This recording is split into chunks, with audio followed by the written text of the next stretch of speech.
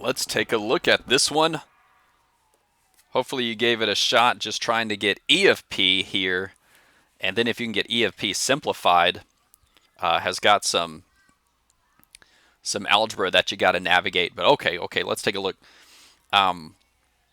So first thing we'll need is our derivative of f of p.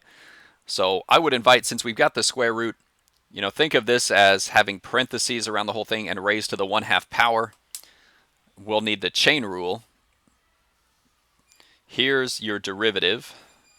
Of course, if we were in class, it would be nice just to talk through the entire derivative one part at a time.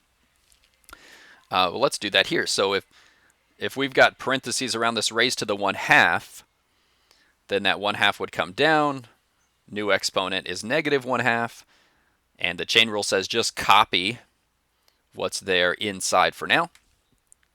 Then we'll multiply, and we're going to multiply by the derivative of what we see inside those parentheses.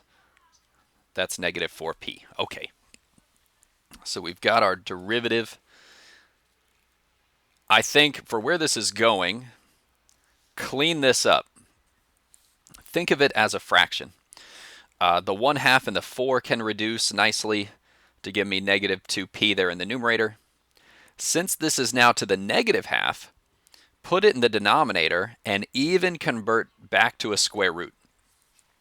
This form is going to be much nicer to work with as we go further along. I suppose you could argue you could work with this in the equation, but oh man, that's going to be really difficult. Really invite you to rewrite it this way. So then when we put everything into the equation for E of P, okay, so it's negative P times our derivative divided by the original. And if you've written it this way, I think it's much easier to see how this thing is going to simplify. Again, our negatives are going to cancel out. That's pretty common. We can multiply our p up to the top here to get p squared. And then even this denominator is going to drop down and multiply with this denominator, and give us that E of P when we're done. The square root. The square root's done. Pretty cool. If that seems like, wait a second, how did he go from there to there? Maybe think of this as all over 1. Pencil's kind of getting a little bit... Okay, if you think of all that over 1 and then you take this fraction and flip it, maybe you can see this step a little bit clearer.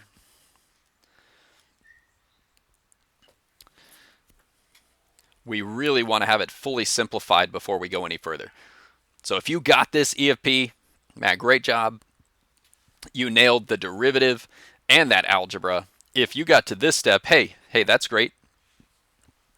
But then in the future, with especially with these square roots, clean it up as much as you can. Okay, so the question is, find the p-values where the elasticity is elastic and where is it inelastic. So let's start with elastic. I'm going to take my function, and if it's elastic, well then I know that's when it's greater than 1, right? So I can write this, and I'm going to try and solve this for p. And it looks a bit intimidating here at first, until you realize, oh, can't I just multiply both sides by this denominator? I'm going to take that and multiply it right over there. And oh, well, all of a sudden now it looks so much nicer. I can put my p squareds together, divide, take a square root. And I know I kind of pulled down through those steps pretty quickly. But there you go. P has to be greater than 30 to be elastic. Any value bigger than 30 that you went and plugged in here would give you something bigger than 1. Okay. Now what's cool is if we also want to know where the elasticity is inelastic, well, wouldn't we just be repeating the same procedure but with a less than? If it's inelastic, it would be this guy less than 1. But wouldn't all of our steps look exactly the same just with less thans? So once you have the elastic, we can immediately answer the inelastic as well. We'll just change that to a less than, and there it is.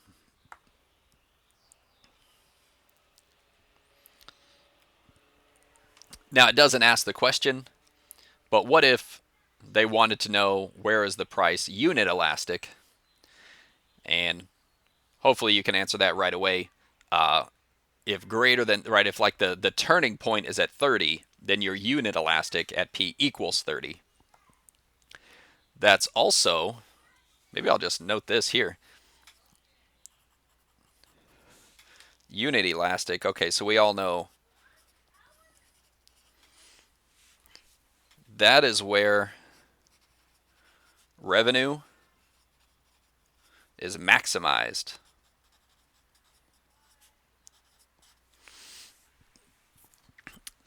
If we go right at 30, we have gotten the most money that we can out of this product. We're charging just the right price.